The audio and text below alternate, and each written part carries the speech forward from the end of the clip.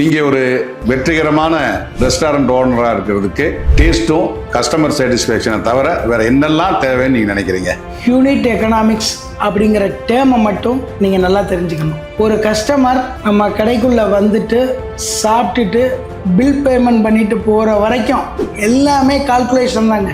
கஸ்டமரை உள்ள கொண்டு வர்றதுக்கு நீங்க யூஸ் பண்ற மீடியா, நீங்க கொடுக்குற டிஸ்கவுண்ட், நீங்க கொடுக்குற மார்க்கெட்டிங், இது எல்லாமே என்ன பொறுத்த வரைக்கும் 2% இருந்து 3% மேல போகக்கூடாது. அப்படி போச்சுன்னா அது ஓனருக்கு லாஸ் தான். ஆவரேஜ் ஆர்டர் வேல்யூ, கடைக்கு வந்து ஒரு 5 கஸ்டமர் இருக்கிறாங்க, 1000 ரூபாய்க்கு சேல்ஸ் போகுதுன்னா ஒரு கஸ்டமருடைய பில் அமௌண்ட் 200 ரூபாய். இதை எப்படி நம்ம இன்க்ரீஸ் பண்ணணும் அப்படிங்கிறத நம்ம பிளான் பண்ணணும். இதை எப்படி பண்ணலாம் அப்படின்னு சொல்லி சொன்னா, நம்ம ஸ்டாஃபுக்கு நம்ம ட்ரைனிங் கொடுக்கணும். இப்போ உதாரணத்துக்கு தோசை வாங்க வரவங்கள நெய் ரோஸ்ட் வாங்க வைக்கணும், புரோட்டா வாங்க வரவங்கள சில்லி புரோட்டா வாங்க வைக்கணும், ஊத்தாப்பம் வாங்க வரவங்கள ஆனியன் ஊத்தாப்பம் வாங்க வைக்கணும். நமக்கு மார்ஜின் எதுல இருக்கோ அதை கரெக்டா பின் பாயிண்டா வச்சு கஸ்டமரை வாங்க வைக்கணும். ரெஸ்டாரண்ட் சக்சஸ்ஃபுல்லா ஓடுதுன்னா அதுக்கு என்ன காரணம் தெரியுமா?